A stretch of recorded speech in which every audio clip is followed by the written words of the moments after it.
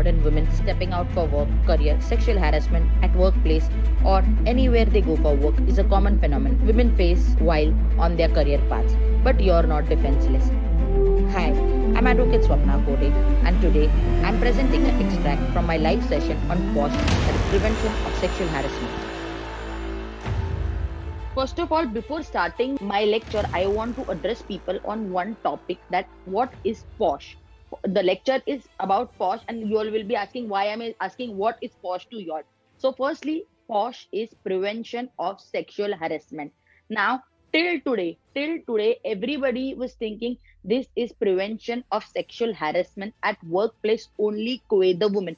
But a moment has been started in June 2020, on specifically on 23rd June 2020, which is now being accelerated, and now they are trying to include Men. men also in the purview of this act, because we have seen many a times what is happening is like, I myself have come across many friends of mine who say at Are Baba, what will I say to this lady? Jaake complain kar degi. The law is in their favor. Everything is their favor, but everybody should understand 70% of women every day at their workplace face this harassment. I have some statistics which I would like to read out. 70% women in the year 2018 were facing sexual harassment at their workplace. This I am talking only about the organized sector.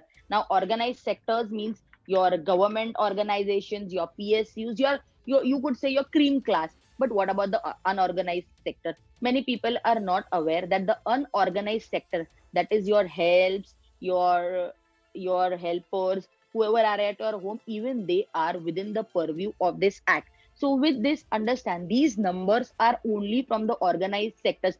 If an if in review of the unorganized sectors is taken, then the numbers will be multiplying by sky level.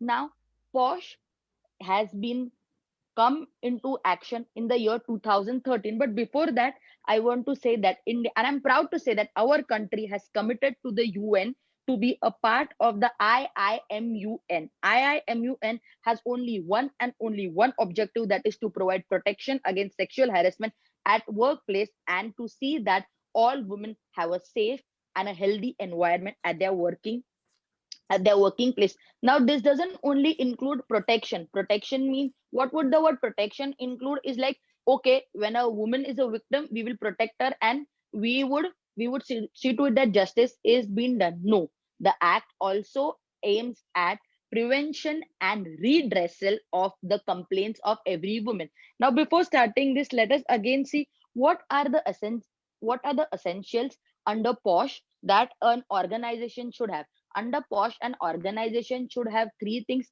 One is the IC, then the second is the mechanism, and the third is regular awareness.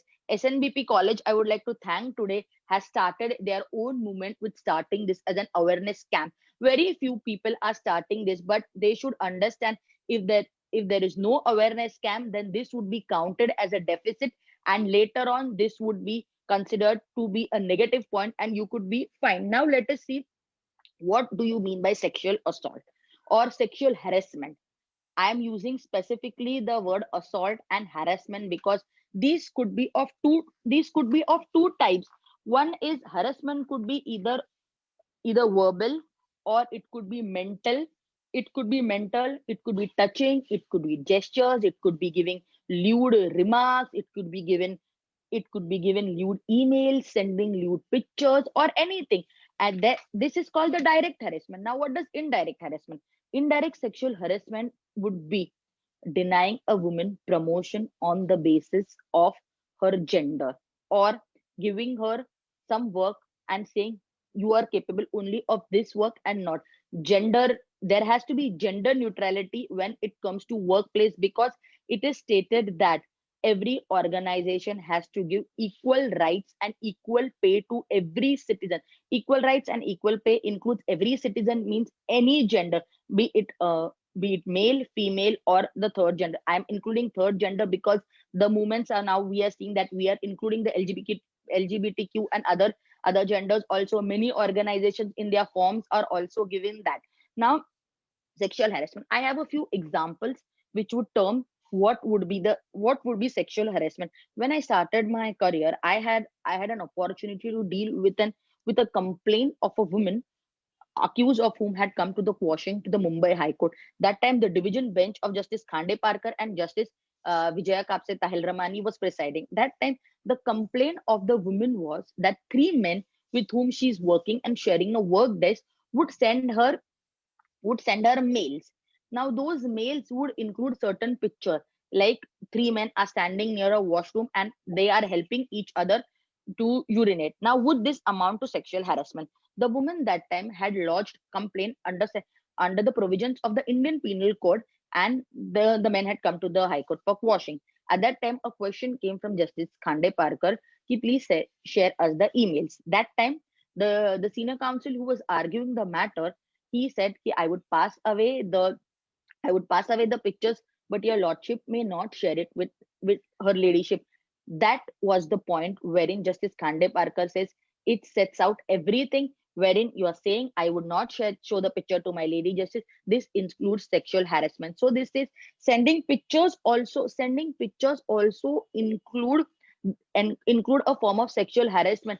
It could be a joke also. A joke is a joke when it is lightly taken, but when a joke targets a particular gender or a particular community, then it is not a joke. It becomes lewd, or it becomes insulting anyone an with an aim to outrage that person's modesty amounts to sexual harassment. Many people in the programs I conduct ask me that, okay, why is posh going to be different from the provisions of the Indian Penal Code? Understand, Posh gives Posh makes it mandatory for every organization to form a committee, and that committee is supposed to probe. And after the probe, whatever report or whatever is the inquiry report that committee submits, based on that the decision is taken. This committee has the powers of a civil court. So a committee naturally doesn't have a punitive power. So then what happens? What will the woman face? And that times the provisions of the Indian Penal Code come out, that which are specifically laid down in section 354. Section 354 A, B, C, D has various components, which says outraging a modesty of the woman, stalking, sending lewd messages, following, and everything. All that means, so sexual assault does not only be termed to physical assault. It could be mental harassment, it could be gestures, anything. I'm repeating, it could be anything, and it could be any other gestures also, which a person would do to a woman. Just for example, when a woman is passing by and a man happens to to pass any comment with regards to her, which has been come in the purview of the entire office, or it has been come in the purview of the CCTV, then that amounts to harassment, because this was made with an intention that the woman has been insulted. Any insult to a woman would amount to a sexual harassment. But harassment at workplace is the only purview in which our posh act has been enacted. Now, how did Posh Act come into? In 1992, Bhavri Devi, a social worker in Rajasthan, was brutally gang raped when she tried to stop the child marriage. After she was trying to stop the child marriage, nobody was coming forward to help her. Then Vishaka, a women's organization, decided to take up this issue, and it is therein in the 1997, the Vishaka versus State of Rajasthan. This is the pioneer of the Posh Act, has has laid down guidelines for prevention of harassment to working at of women at working place. Now let us see what what were the guidelines that were laid down over here. The guidelines, and the most important guideline is that there should be an act to stop sexual harassment as or unwelcoming acts, or any behavior which indirectly or directly implicates, namely or physically contacts or advances a woman with an intention to harass her with her gender, is going to be termed under sexual harassment. There are many other guidelines of the committee, but this is the main guideline. Of adopting the guidelines, the government of India in the 2013 has come up with the POSH Act. The POSH Act, that's Prevention of Sexual Harassment. It is not only prevention, it means prevention, prohibition, and also redressal of the act. Now, the act provides that there should not be any implied or explicit, there could be even explicit harassment. Then it should not interfere in the working of a woman. If any hindrance or working of a woman is caused, then that would also cause to harassment. The woman should not be humiliated, because humiliation is also a form of harassment. Now, following this judgment, the Delhi High Court in Shantakumar versus CSIR has held that, I'm quoting a paragraph and summary, held that undoubtedly physical contact or advances would constitute sexual harassment, provided such physical contact is a part of sexually determined behavior. Understand, sexually determined behavior, any remark which is to the opposite sex and which is determining your behavior towards an insult would be something, would be an act. A physical contact which has no undertone of sexual nature is not occasioned by gender. So basically, just for example, I could just see Rohini madam. Now Rohini madam is here, and if any other person comes and he just hits on her head or pats on her head, that would not amount to a sexual harassment. That would amount to assault, and provisions for other these kind of assaults are dealt separately in our IPC. A physical contact which has no undertone of a sexual nature is not occasioned by the gender of the complainant may not necessarily amount to sexual harassment. I am stressing a lot on the concept of sexual harassment. The reason being, sexual harassment has to be differentiated with other kinds of assault. There is other kind of mental assault also. For example, a mental assault would be making a woman sit at a place and not talking to her for ages, and let she's doing her work, she's reporting to her seniors, but the rest of the members of the office are not called. That would be amount to mental cruelty. This would not amount to a sexual assault or a sexual cruelty. Now, who can file a complaint? Who can file a complaint? Firstly, a woman. Now, woman means who? Three things are important. Firstly, the woman should be working. She should either be working in a government job, a private job, or any other job. But the only thing is, a working woman can file. Working woman, even your domestic help is a working woman, and she is included. She is included in the aggrieved party, that is an aggrieved person. A aggrieved person has to file a complaint with the IC, that is the internal committee. Now, internal committee is a committee which needs to be formed by every organization who has a capacity of more than 10 working people. 10 working people, it is mandatory. It is mandatory to have an internal committee. If your internal committee is not there, then there is penalty which could be attracted in lakhs, and sometimes it goes to crores. Now, what happens if there is no internal committee, and there are members less than 10 people in the organization? Where do such women go for complaint? That time, as per the act it is mandatory for every district to have a local committee to probe sexual harassment at workplace, and that time the woman has to go and lodge the complaint with the local committee, that is the LC. Understand, IC is the internal committee, LC is the local committee. The IC and the LC have to function together, and if a complaint is given to the IC, it is the responsibility of the IC to immediately report to the DC, that is the district committee, that which is, or the local committee, within 10 days, 7 to 10 days of the receipt of the written complaint. And the complaint has to be written. It has to be it has to be given in triplet form, because so that there are the complaints can be forwarded.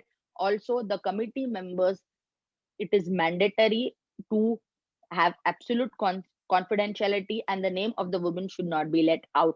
The complaint copy should only the three copies should be given, is so that the committee keeps one copy, the second is sent to the LC, that is the local committee, or the DC, that is the district committee, and the third is sent to the accused, that is the person against whom such an allegation is there. Now, what is the time limit in which the woman can file the complaint? A woman is supposed to file this complaint within 3 months of the alleged harassment. Within 3 months of the alleged harassment, the committee has a power to condone only inordinate delay, that is a circumstantial that is the circumstantial evidences which would have been caused to have this delay. For example, a woman might have met with an accident and 3 months she would have been absolutely unconscious, or it would have been not possible for her to sign or something. Then these kind of delay, after receipt of the after receipt of the complaint, it is the duty of the committee to set up a date for hearing and issue notice to the alleged accused. The committee has to complete the hearing, the submissions, the recording of evidence, and submit a report to the DC within 90 days. To to inform about the complaint is 7 days, and to complete the inquiry within 90 days. Because if the complainant is not satisfied with the result of the committee, then the complainant has a right to appeal to the appellate authority within 60 days of such decision. Now, who will be a part of committee? The committee should have maximum members as many they have, but one thing is, the committee should have 50% women members, and the head of the committee has to be a woman. So for example, if an organization like a school has a committee of 20 people, out of them 10 have to be women, and one has to be, the head has to be a lady. Now, why is this the head has to be a lady? It is said because it is mandatory as per the act. Now, what happens when a particular woman doesn't want to come directly for the hearing at a particular place? So then the woman has to give in writing to the association that I do not feel safe coming to this particular organization. Hence, the hearing the hearing could be transferred to any other place. Now, if a complainant has a doubt of the committee members of a particular committee, that they would shield to they would shield the accused, then the complainant has to write the letter to the head of the organization. The head of the organization could be anyone, a male or a female. Then this is an exclusive decision of the head of the organization to either request the DC to take up the that is the DC or the LC to take up the hearing, or then transfer it to any other similar sister concern organization who can take up the hearing. But one thing has to be noted, that this entire procedure has to be completed within 90 days from the receipt of the complaint. If a complainant takes up the complaint, and after the hearing, after recording of submission, she feels that the committee is going to be biased and given biased decision, then it will not be transferred. The committee will submit the report, and the only remedy which would be available to the woman is to complain to the appropriate authority. Now, what is posh mechanism? What kind of mechanism should a company or an organization or a school or a hospital, be it anything, have in their organization? The mechanism that an organization should have is, every organization should make up an agreement. I am going to just show you an immune agreement, which I have it, which was given by a particular. See, so this is like prevention of sexual harassment at workplace by the Women Safety Council, immune. Now, immune has told every people that every person who's joining an organization is supposed to sign this agreement, and should be well aware that such a committee exists in that organization. Now, what should this kind of agreement have? This agreement should have the details of the committee members, who would be in the committee, what would be their action when a complaint is there, what would be their punishment. So that they could say ki, like, the disciplinary committee could fix up an action. The action could, for a minor complaint, what kind of action, for a moderate complaint, what kind of action, and for a stringent complaint, what kind of action. Now, this is going to be the exclusive decision of the committee, in consonance with the organization, what kind in consonance with the organization, as to what kind of punishments they could have. For a minimum complaint, which includes a minimum offense, it could be either warning, written apology to the complainant, or reprimanding him. For a moderate, it could be withholding the promotion, stopping the increment, demotion, or there could be either a travel ban with other colleagues or anything. For stringent, which is at the extreme level, that is the red level, the committee would either recommend legal action under the Criminal Procedure Code and have an FIR registered under the provisions of the Indian Penal Code. They could either terminate the person, or they could even give compensation or deduction to the person from the wages of the worker or the accused who has been alleged to be doing this. Now, why is the committee essential? The committee is essential because many a times it is seen that women workers do not come ahead. Women workers do not come ahead to address their issues. The issues could be a simple issue, like it could be using slang language when a woman is around, with a deliberation that she quits the employment. Now, I want to specify here on what is the area where this can happen. The area does not only include the premises of the working office. If a woman is traveling on her office purpose with an office colleague, and at that time, if any such act occurs, then she has the prerogative to lodge a complaint under the provisions of the Indian Penal Code also, and she has the prerogative to lodge the complaint with the IC committee. The IC, on receipt of the complaint, has to first call upon the evidence. Since this is an electronic medium or electronic age, like we say, it's going on. The woman could maybe having WhatsApp chats, messages, or photographs or video recordings, or the woman can call for the CCTV recordings of a particular place. Now, the CCTV recordings of a particular place. For example, if a woman and a man have traveled on a work trip to a particular place, they are residing at a hotel. In the hotel lobby, the person uses this kind of a slang word. That time, will the woman get the CCTV footage of the hotel? And also, secondly, will the hotel CCTV footage, even if it is given to the woman, have audio? At that time, it becomes imperative for the committee to write a letter with the signature of their head and three members to the concerned hotel or the concerned place, and obtain their CCTV. On denial, the committee could reprimand them and direct the heads of them to give the CCTV footage. Now, what happens if it happens in your organization where you have CCTV footage? Immediately on receipt of the complaint, it is the duty of the head of the committee to call for the technical team head who is handling with the CCTV, and take the footage immediately on the DVR or a pen drive or anything. The CCTV footage has to be played in front of the complainant as well as the accused, to prove that it is not tampered. It will be again the duty of the technical head, on receipt of a requisition from the head for the CCTV footage of a particular time, to give a 65B certificate as per the provisions of the 65B certificate, as per the provisions of the Indian Evidence Act. The certificate should state that the CCTV at that particular time was working, it has not been tampered, and he has to sign the certificate on his own.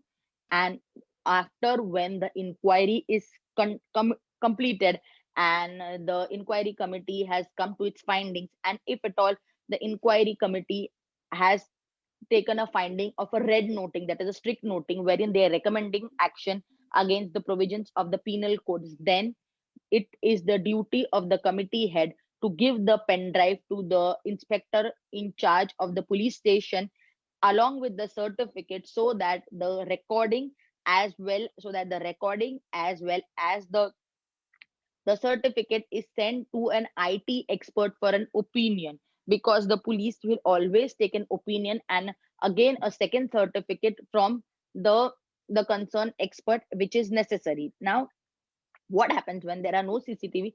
What happens when there are no CCTV footages? Then we are going back to the age when we were in our 90s, when there were no CCTV footage. That time, the woman has to get sworn affidavits of people who are supporting her, that is, who are witnesses to the incident. if there is no witness, then upon the sole complaint of the woman, the inquiry should start their hearing, and then take down the findings and submit their report. What happens if there is no witness, or if there is nothing apart from the sole testimony of the witness? If there is only and only sole testimony, then the committee should proceed on the basis of the testimony of the complainant. Then only the inquiry can be conducted. There are certain sections which I have written here, and which are going to be very essential here. That is section 509 of the Indian Penal Code. I am saying section 509 of the Indian Penal Code, which says that whoever with an intention to outrage the modesty of a woman insults her. This section goes in hand with your POSH Act, because the moment the district committee receives a complaint, within 7 days it has to inform the local police station, and it is the duty of the local police station within next 7 days to decide whether an offense under section 509 can be taken or no. If an offense under section 509 is taken, then the accused has to be given notice to attend the police station and take the necessary proceedings, that is, take a table bail. Table bail is a bail which the police officer can grant when the offense is bailable and punishable up to 1 year. In section 509 is punishable up to 1 year in addition to fine. Hence, if the proceedings under 509 are going on, that doesn't stop the committee from the probe. The committee has its civil jurisdiction, and the committee has to probe, because it is the duty of the committee to probe and then take the inquiry. No accused has a prerogative to challenge the committee report, saying that there is already an FIR. The committee report has a civil finding, and police has its own criminal. Criminal law has been set in motion by the police upon the receipt of the complaint from the local committee, that is the district committee, and civil proceedings are conducted by the committee. Now, what happens? Where can an aggrieved party challenge? The aggrieved party, or an aggrieved party could be anyone. The accused could also be aggrieved by the decision or the complaint. As per the section 2 of the Industrial Employment Standing Acts, he has to go within 90 days before your employment tribunal. It is the tribunal who is the appellate authority, and the tribunal only can entertain your complaints. Now, what are the duties of the employer? It is very, very important to know what are the duties of the employer. That is, the section 19 and 20 has laid down the duties of the employer as well as the district officer, who in which respect of its sexual such a creating awareness on sexual harassment at workplace, sensitize the employees, assist the complaints in conducting. Now, these duties include only four important duties. Firstly, providing a safe working environment, displaying the penal consequences to the to the staff. That is, every staff would be made aware ki what would be your consequences if you commit such an offense. You have to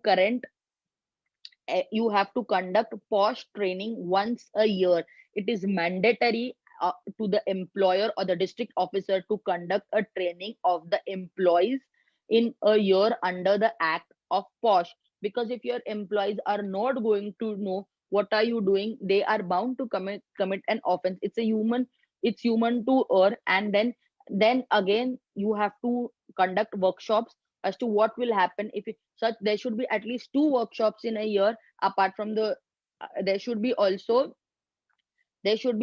orientation of the members, which has to be conducted by the internal committee. That is the IC. If there is no IC, then the DC has to see that once a year orientation program is conducted with the members. So there are two programs.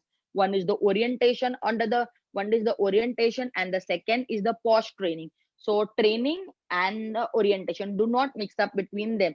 At least, like I had said, half of the IC should have to be women. The non-compliance of this act can lead to heavy fine.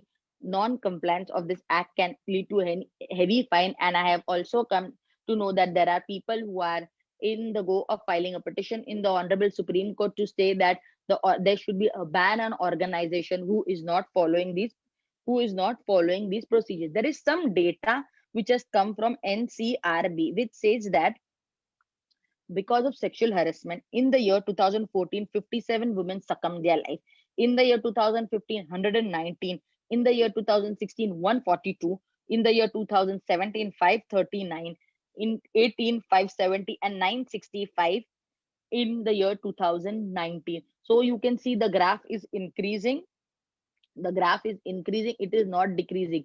So 80%, I would rather say 80% of the women are facing this harassment, but 53% of them are only from the organized sector. Where are the rest? Women, because nobody is coming forward. This committee has to see to it that there is no such harassment happening in their committee, in their organization. And if any such harassment is happening, then immediately there should be cognizance taken of the same.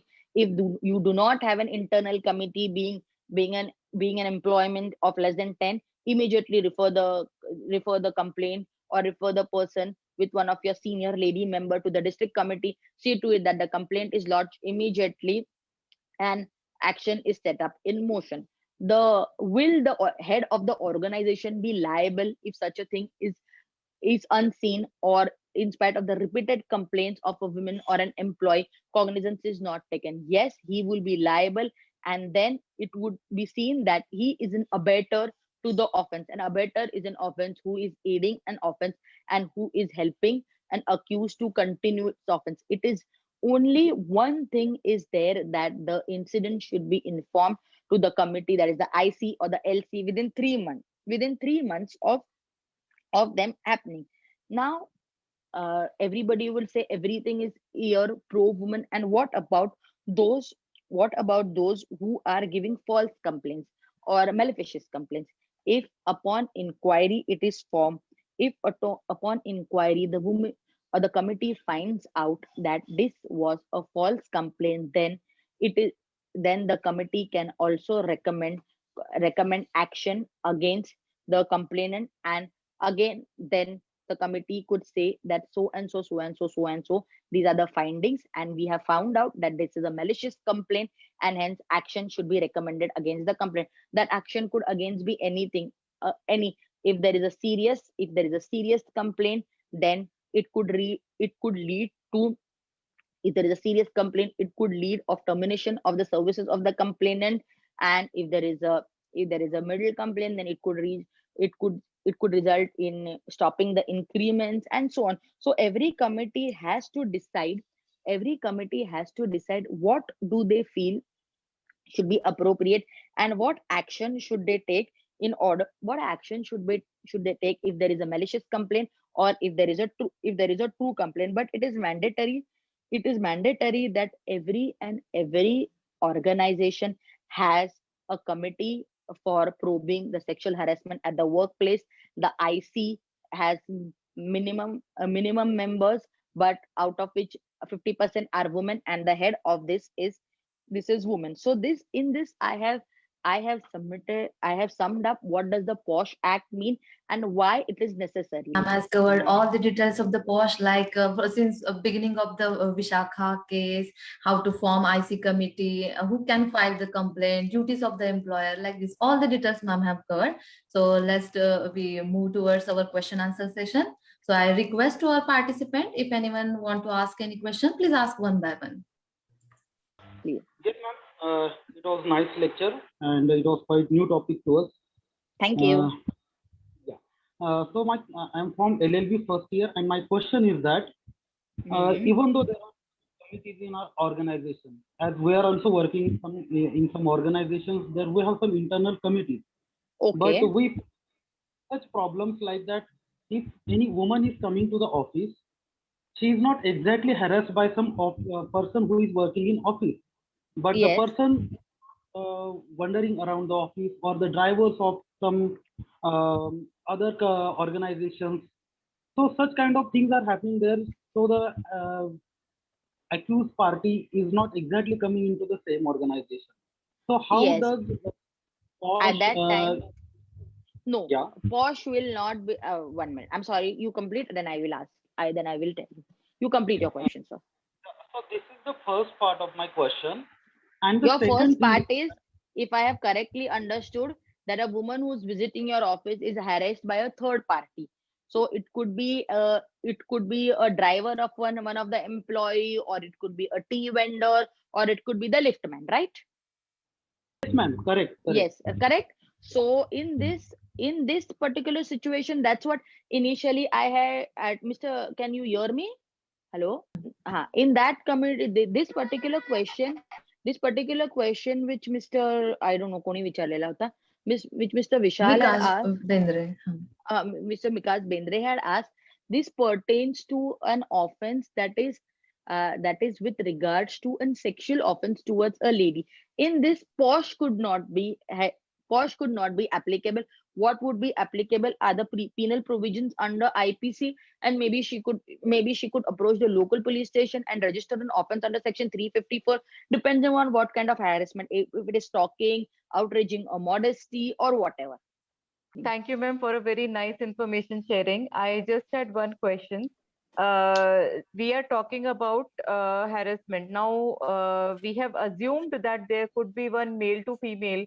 Is it like female to female also considered under the same? Because many times it happens, I have seen in the organizations that even the female, they happen to pass some remarks which are not so good, and they cause certain obstruction in the promotion of the other ladies. So, will that also be covered? My question is. I see, ma'am, here I am again going to refer a definition to you, that is section 2, which says aggrieved woman, and when can she file and complain in relation to a workplace of a woman of any age, whether employed or not, who alleges to have been subjected to any sexual harassment by the respondent. For this, it was going to be very essential to understand what would be the term respondent me. What would be the term respondent? A respondent could be anyone. See, nowadays, since in the modern age, I did not wish to touch the topic. There are sometimes, though we are in favor of the LGBT community, many people are not there. A woman could be harassed by anyone. A sexual or a lewd remark by anyone could call this complaint under the act. This is my answer. Thank you, ma'am. Thank you so much. Yes, welcome. Thank Yes, madam. Good evening, madam. My name is Mallikarjun Birazar from LLB second year. So my Yes. question is, so what kind of rights or what kind of the rights the IC committee have? Like you mentioned that they have the civil court rights. So can they requisition the person and ask any document for the evidence? Yes, that is what I told. The working of this committee is like a normal court. So upon receipt of the complaint, the committee will issue notice to the offender as well as the complainant. We have received your complaint on so and so day. This is the first date we are fixing for a preliminary hearing. On that preliminary hearing, kindly attend. On that hearing, again a particular date would be given to them to submit whatever is in their support, support and whatever. Okay. See, my question was, the committee has its rights to call upon documents. This is the answer which he wants, or call upon evidence. When the first hearing, that is the preliminary date, is fixed, on that the committee gives time, say about 2 weeks or 1 week, to both the parties to submit their evidences. Pending inquiry, the committee can send the offender on compulsorily leave, the respondent, and also give leave if requested by the woman. The woman cannot be sent on leave compulsorily. The woman has to be sent on leave only when she gives an application, but the committee can send the respondent on leave. Ma'am, one more question I had. When we are talking about organizations, now we have institutions, we have hospitals, we have many more places wherein they work as an organization only. So they will also fall under it, ma'am? They will be covered under Yes, it? ma'am. Section 2O defines the place at workplace. Now, this workplace is going to be divided into two places. One is the organized section, and the second one is an unorganized section. Organized section includes any department, organization, undertaking, establishment, enterprise, institution, office, branch, unit, anything which is substantially be controlled by or financed by an institution or government or private. Anything could be. It could include anything. Institutions and then just hospitals and all, they also must Yes, be yes. having IC. Yes, madam, it is mandatory for them. I am myself a part of the IC of the government hospitals in Mumbai. So I know it is mandatory and they have to have it. Oh, great. Thank you, ma'am. Problem. Ma'am, I would like to ask one question. Yes, there madam, any, please. Sure, ma'am. Because being an educational institution, it's our also duty to have a committee, and we are also having that committee. Yes, I yes. would like to ask you, is there any appellate authority above the DC? Yes, madam. I told you know about the DC. If they are not happy with the committee, see DC and IC, they have the same level. DC and IC have the same level, and above them is the appellate authority. Appeal, like I told, appeal under section 18, and appeal lies to the tribunal. The tribunal is above the Okay. DC. Okay. The tribunal is above the DC. Means government don't have any separate authority about that. We have As of now, they don't have any separate authority, but your DC would only have an appellate authority. Okay. Like, madam, for example, I will give you an query under RTI. First, you give to the local public relations officer. If the public relation officer doesn't give, then the head of that institution becomes the appellate authority. And if that appellate authority also fails, then you directly go to the CIC. It's like that. Okay. Yes. Any more questions, please? But there are some questions. Some questions.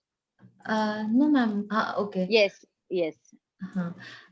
From question is from Rushali. Ma'am, if a girl is facing this type of harassment at home or school and she is afraid to tell it to anyone, how can we help her? So understand, this is the problem which 90% of the people face in our country. Everybody is harassed, and according to me, 99% of women have faced this kind of harassment, either in the bus, either in the school, either at the theater, restaurant, everywhere. For example, I'm just giving a word.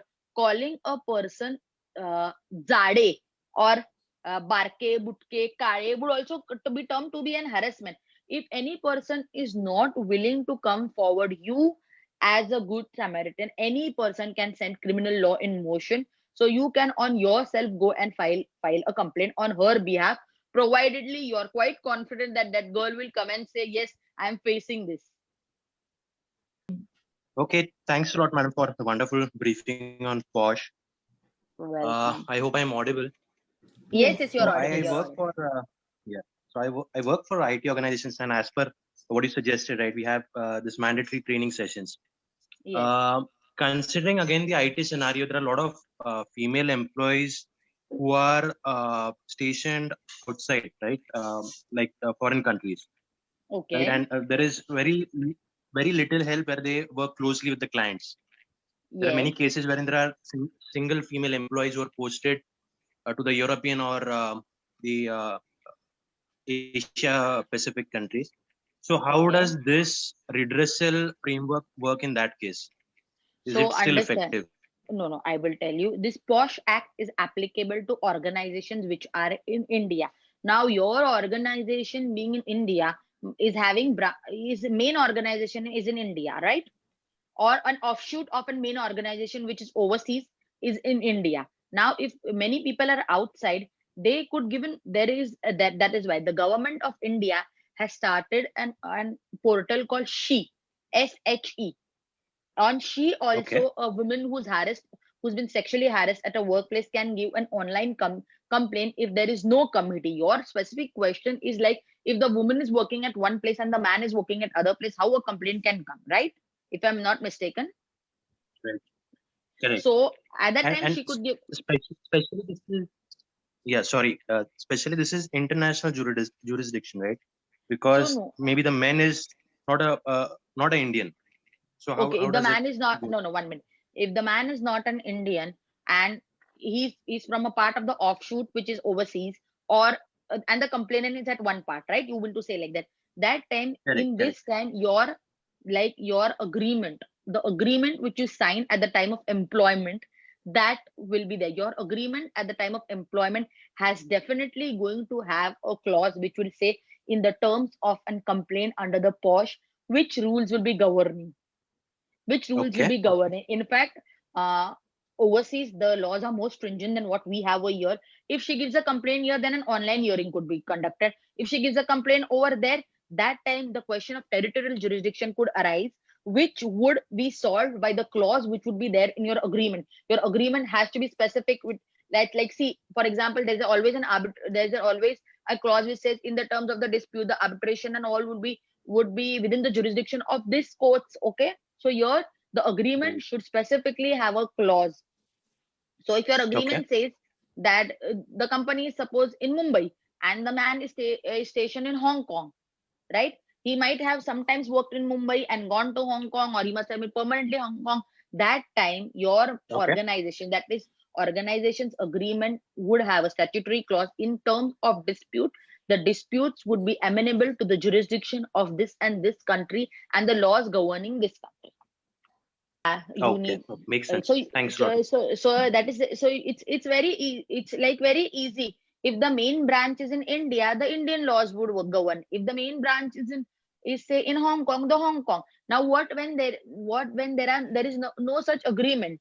When there is no such agreement, that time the committee head would decide what jurisdiction would be governed. But according to me, where the main branch is, that branch's jurisdiction and laws would govern the complaint. I think there is no question I now. would be 1 minute. I would be putting the recording of this on my YouTube channel and on my Instagram page also. So if anyone has any queries, you can ask Shivanjali madam or messages. I will definitely reply back to your queries. Okay. Thank you.